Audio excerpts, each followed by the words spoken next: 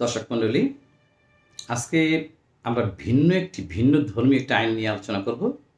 ইতিপূর্বে আমার YouTube channel থেকে একজন আইন সহায়তা প্রার্থী আমাকে SMS করেছেন এবং এমনকি মোবাইল ফোন করেছেন যে এই আইনটি সম্বন্ধে আলোচনা করার জন্য এবং আইনের প্রতিকার কী কী আছে।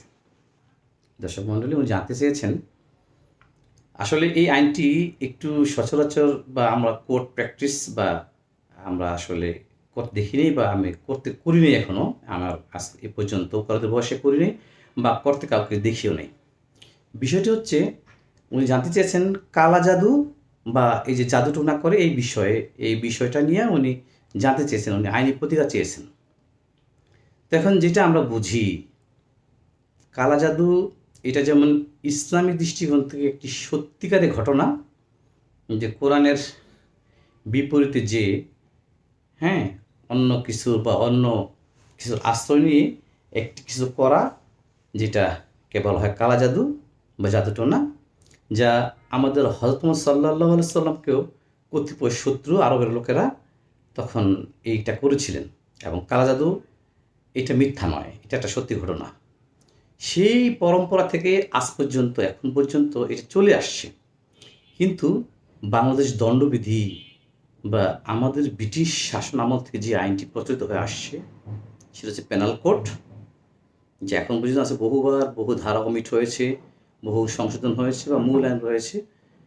এই এখন পর্যন্ত এই কালা জাদু বা জাদুটোনা বিষয়ে বাংলাদেশ সরকারের কোনো আইন প্রয়োগকারী সংস্থা বা কোনো ল এনফোর্সমেন্ট এজেন্সি বা বাংলাদেশ সংসদ বা এই বিষয়ে কোনো সন্নিবেশিত লিপিবদ্ধ বিধিবিধান সুস্পষ্টভাবেই নাই। সেক্ষেত্রে থেকে আমরা প্রতিকার পাবো না? অবশ্যই পাবো, সেক্ষেত্রে অবশ্যই পাবো। তো আগে চলুন জানা যাক যে কালা জাদু আসলে কী, বিষয়টা কী। তো ইসলাম এই কালা জাদু বা জাদুটোনাকে সম্পূর্ণ হারাম ঘোষণা করেছে। ইসলামে জাদুটোনা বা এইরকম কার্যকলাপকে সম্পূর্ণভাবে গুরুতর নিষিদ্ধ বা হারাম ঘোষণা করেছেন। সেক্ষেত্রে এটাকে শিরকের পর্যায়ে নিয়ে অভিহিত করেছেন, যেটা পবিত্র আল কোরআনের সূরা বাকারার 102 নম্বর আয়াতে সন্নিবিষ্ট আছে। এটাকে কুফর হিসাবে ওখানে আখ্যায়িত করেছেন, অর্থাৎ কাফের। এই কাজটি তিনি করবেন, উনি কাফের। যে কর্মটা করবেন সেটা কুফরি। এবং এই বিষয়ে পরকালে উনি কোনো হিস্সা বা অংশ বা ওনার যে আমল, সৎ আমলের অংশ পাবেন না। তো কুফরি ও শিরক কাজে শয়তান বা জিনের সাহায্য নেয়। এটা আছে, এটা ইসলাম বিধিবদ্ধ আইন আছে, লিপিবদ্ধ করা আছে। এখানে শিরক, খারাপ জিন, বদ জিন বা শয়তানের সাহায্য নেওয়া হয়। তা আমরা মুসলমান যেহেতু আল্লাহর সাহায্য ছাড়া অন্য কারো সাহায্য কামনা করি না, সেক্ষেত্রে যেহেতু শয়তান বা বদ জিনের বা আশ্রয় নেওয়া হয়, তাহলে আল্লাহর সমকক্ষ করা হয়, এটাই শিরক। উনি যে কাজটা করবেন সেটা শিরকই, যার পরিণাম ওনার পরিচয় হবে কাফের। আর কাফের ইসলাম ধর্মের বিধিবিধান মোতাবেক উনি বেহেশত বা জান্নাত লাভ করতে পারবেন না। এটা হচ্ছে কালা জাদুর বিষয়। এখন কালা জাদু দিয়ে কী করা হয়? কালা জাদু আসলে প্রকৃতপক্ষে দুই ধরনের কাজে ইউজ করা হয়। একটা হচ্ছে ধরেন ভালো কাজে, আরেকটা হচ্ছে খারাপ কাজে। যেমন ভালো কাজে কীভাবে ইউজ করা হয়? স্বামী স্ত্রীর অনটন, স্বামী স্ত্রীর বনিবনা না হওয়া, বাপ মেয়ের বনিবনা না হওয়া, বাবা এক কথা কয়, মেয়ে আরেক কথা কয়, ছেলে আরেক কথা কয়, মেয়ে আরেক কথা কয়, এরকম বনিবনা না হওয়া, মতের অমিল হওয়া, স্ত্রীর বিরুদ্ধে স্বামীর বিরুদ্ধে স্ত্রীর, কিংবা উভয়ের বাচ্চা হয় না, এরকম তদবির ইসলামে অবৈধ উপায়ে যারা পীর ফকির বা অন্য কোনো কিছু লোক আছে যারা এই কাজটাই করে থাকেন, কুফরি কাজটা করে থাকেন, এই সমস্ত কর্ম বা এরকম আছে যে আমার কথা শুনতেছে না, কাজটা লিগ্যাল হোক বা ইলিগ্যাল হোক, তাকে ওই কুফরির মধ্যে বাধ্য করা বা জাদুটোনা করা বা হুমকি দেওয়া, এই যে বাধ্য করা ইসলামে, আল্লাহর উপর তাওয়াক্কুল না করে ইসলাম বাধ্য করা, এইটা হচ্ছে কুফরি। যিনি কর্ম করবেন সেটা এই যে শয়তান বা জিনের আশ্রয়ে, এইটা বেশিরভাগ কিন্তু আমাদের প্রচলিত সমাজে কিছু কবিরাজ, কিছু হুজুর, কিছু ইমাম সাহেব, উনি অনেক বড় দাঁড়িয়ে থাকে, পাকা সাদা বিশ্বাসযোগ্য, কিন্তু কাজটা করে কুফরি, কাজটা করেন কুফরি, কিন্তু লেবাস অনেক। উনি বলে যে কোরআন হাদিসের আলোকে আমি তদবির করি। আরে কোরআন হাদিসের তদবির আলোকে তো হুজুর করতে করার দরকার নাই, উনি পানি ভরে দেবেন কেন? এটা তো কুফরি। কোরআন হাদিসের আলোকে তদবির নিজেরটা নিজে করতে হবে। যখন আমি বুঝবো যে আমার কুফরি করা হয়েছে, সেখানে আল্লাহ স্পষ্টভাবেই কোরআনে নবীকে শিখিয়ে দিয়েছেন। যখন নবীকে কুফরি করা হয়েছিল, জাদুটা করা হয়েছিল, সেখানে বলছে সূরা, আমি বাংলায় পড়ি যেহেতু, আমি আরবিতে একটু কাঁচা, কুল হু আল্লাহু আহাদ, তারপর আছে কুল আউযু বিরাব্বিন নাস, কুল আউযু বিরাব্বিল ফালাক। এই তিনটে সূরার অস্তিত্ব হাদিসে পাওয়া যায়, যা আঙ্গুল মুঠে ফু দিয়ে শরীর মাসও করলে জাতুর না কুফরি এটা চলে যায়। এখানে বাধ্য করা কিছু থাকে না। আপনি তো বাধ্য করবেন, এই কোরআন যদি এই তিনটা সূরা পড়ে হাতে ফু দিয়ে মাথা সহ পুরো শরীর মাসা করা হয়, তার জাদুটুকু আর থাকে না। এখন বিষয়টা হচ্ছে, এ তো গেল ধর্মীয় বিষয়। বর্তমান আইনে আমরা বিচার করি বস্তুগত ক্ষতি সাধন বা আর্থিক ক্ষতি সাধন বা কার্যক্ষেত্রে দৃশ্যমান বিষয় নিয়ে আমরা সেইটার আইনে, দণ্ডবিধি আইনে আমাদের ফায়সালা করা হয়। এখন বিষয় হচ্ছে, তাহলে পরে দণ্ডবিধিতে আমরা কী কাজ করব তার জেনে নিই। কুফরি এটা কীভাবে বোঝানো হয়। যেমন আল্লাহর উপর তাওয়াক্কুল না করে শয়তান বা জিনের মাধ্যমে যেই নিষিদ্ধ কাজটি করা হয় সেটা হচ্ছে কুফরি। আর যিনি করবেন তিনি হলো কাফের। কেন? শরিককারীকে আল্লাহ পছন্দ করেন না, উনি জান্নাতে যাবেন না। এই বিষয়ে সুস্পষ্টভাবে সূরা বাকারার 102 নম্বর আয়াতে নিষিদ্ধ করা আছে। এবং ওনাকে জাদুকর হিসাবে চিহ্নিত করে, দাঁড়িয়ে রাখেন আর না রাখেন, মোল্লা হন বা না মোল্লা হন, ইমাম সাহেব হন আর নামি সাহেব হন, যিনি এই কাজটা করবেন ওনাকে কাফের হিসাবে চিহ্নিত করেছে এবং কাজটা যে করেন কুফরি। এখন ইসলাম ধর্মে শরিয়া আইন যদি হয়, সেখানে সুস্পষ্টভাবে কালজাদুকে কঠোরভাবে নিষিদ্ধ করা হয়েছে। এখন বলা আছে যে এটা ইসলাম বিরোধী কাজ, এটা করা যাবে না, স্ট্রিক্টলি প্রোহিবিটেড। এখন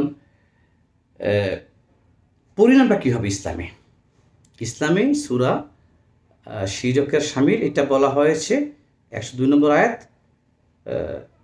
সূরা 102 নম্বর আয়াত সূরা বাকারা। পরিণাম ওখানে উল্লেখ করা আছে, পরিণাম ভয়াবহ। হাদিস অনুযায়ী যে ব্যক্তি জাদুর আশ্রয় নেয় সে ঈমান থেকে বিচ্যুত হওয়ার ঝুঁকিতে থাকে। অর্থাৎ যিনি এই কাজটা করবেন তার ঈমানটা থাকার সম্ভাবনাই নাই। সেই ক্ষেত্রে প্রতিকার হিসাবে আল কোরআনই আল্লাহ পাক ঘোষণা করেছেন, যেহেতু রাসূল সাল্লাল্লাহু আলাইহি ওয়াসাল্লামকে কুফরি করা হয়েছিল, উনি আল্লাহ পাক আবার শিখিয়ে দিয়েছেন। সেক্ষেত্রে সূরা ফালাক, সূরা নাস, সূরা ইখলাস এবং আয়াতুল কুরসি পাঠ করার নির্দেশ দেওয়া হয়েছে, তাহলে এই কাজ থাকবে না। তাহলে পরে এটা গেল আমার ধর্মীয় বিধান অনুযায়ী আমার প্রতিকারের ব্যবস্থা। তাইলে রাষ্ট্রীয় আইনে এর প্রতিরোধ কিংবা কেউ কাজটা করলে শাস্তিমূলক ব্যবস্থা, এটা কী হবে? সেই ক্ষেত্রে দেখবেন বাংলাদেশ দণ্ডবিধি কিংবা সরকার কর্তৃক স্পেশাল কোনো আইন এই বিষয়ে সন্নিবেশিত করা হয় না। কারণ এই কুফর যেটা করা হয় সেটা কোরআন সূরা থেকে উল্টাপাল্টা করে জিন এবং শয়তান আশ্রয় নিয়ে একটা কাজ করা, যেটা অদৃশ্য। তো অদৃশ্যের বিচার তো আর আমরা জানি না, করতে পারি না। যেমন সূর্য আমরা জানি সবসময় পূর্ব দিক থেকে ওঠে। এখন হঠাৎ করে যদি আমি যেই সময় সূর্যটা পূর্ব দিকে ওঠার কথা সেই সময় না উঠে যদি মেঘাচ্ছন্ন আকাশ হইয়া 10টার সময় সূর্য দেখা পেলাম, এই যে মেঘাচ্ছন্ন আকাশটা কেন এতক্ষণ হইল, এটার আমি কোনো প্রতিকার পাবো না। অর্থাৎ দৃশ্যমান কোনো বস্তুর সাক্ষী লাগে না। আর যেহেতু এই কুফরিটা অদৃশ্য, সেই ক্ষেত্রে আমার সাক্ষী প্রমাণের অভাব থাকবে। আমি কে সাক্ষী, করছে না করছে কি করছে আমরা জানবো না। সেক্ষেত্রে আমার মনে হয় বাংলাদেশ আইন কমিশন এই বিষয়ে দ্বিধাজনিত হয়ে বা বুঝে শুনেই এই আইনটাকে সন্নিবেশিত করেন নাই।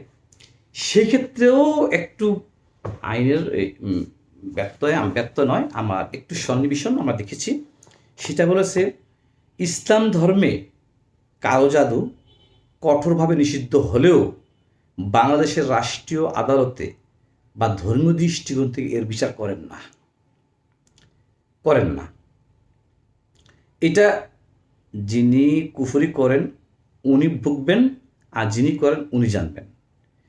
ধর্মীয় বিচারে গেলেও আমার সাক্ষী প্রমাণের বিষয়ে কিন্তু এই কুফরি সব বিচার আমরা করতে পারবো না, বা সামাজিক বিচার, ধর্মীয় বিচার। সেক্ষেত্রে বাংলাদেশের রাষ্ট্রীয় কী বলা আছে, সহজ কথায় জাদু দিয়ে অপরাধ করা যায়, এটা সত্য, এটা স্বীকৃত, এটা আমরা জানি। মুসলমান, হিন্দু, বৌদ্ধ, খ্রিস্টান, এমনকি চাকমা, মারমা, ইউরো সবাই জানে যে জাদু, কালো জাদু, ব্ল্যাক ম্যাজিক যাকে বলা হয়, এটা আছে। তা রাষ্ট্রীয় আপনি কী পাবেন? আপনি জানেন কালো জাদু আছে। রাষ্ট্রের পাবেন আপনি যদি মনে করেন, সহজ কথায় কালো জাদু দিয়ে অপরাধ করা সম্ভব নয় বলে আইন মনে করে, কিন্তু কালো জাদুর নাম করে যদি কেউ প্রতারণা করে তা দণ্ডনীয় অপরাধ।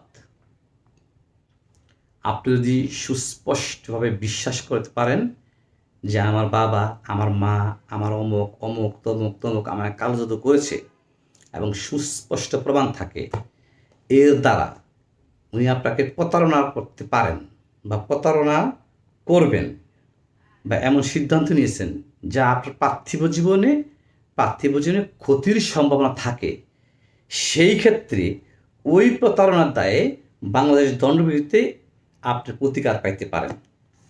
সেই ক্ষেত্রে আপনি প্রতারণার উদ্দেশ্যে যদি আপনাকে অর্থ আত্মসাৎ কিংবা যে কোনো রকম ক্ষতির সম্মুখীন হতে পারে, সেক্ষেত্রে 420 বাংলাদেশ দণ্ডবিধি আইনের 420 ধারা, সাথে অন্য যে ক্ষতি হতে পারে সে ধারাও সন্নিবেশিত করার বিধান আছে। অর্থাৎ কিঞ্চিত হলেও, যেহেতু আমরা বিশ্বাস করি ব্ল্যাক ম্যাজিক বলতে কিছু আছে, উপযুক্ত সাক্ষ্য থাকতে পারে যে এই ঘটনা ঘটছে, এই রোগের সাক্ষী বা এই প্রমাণ আমার কাছে আছে, বা এই আমাকে খাওয়াইছে, বা এই তাবিজটা এখানে পাওয়া গেছে, বা ওইটা ওখানে পাওয়া গেছে, এরকম প্রমাণ এবং চাক্ষুষ সাক্ষী, এবং আপনি যদি পরিবর্তন লক্ষ্য করেন যে আপনাকে প্রতারণার উদ্দেশ্যে সুস্পষ্ট ব্যক্তি এই ধরনের কাজ করে, সেই ক্ষেত্রে আপনি দণ্ডবিধি 420 ধারা এবং যেই ক্ষতি হবে ওই ক্ষতির যে সম্বন্ধিত ধারা, ওই ধারা মান্য করতে পারেন।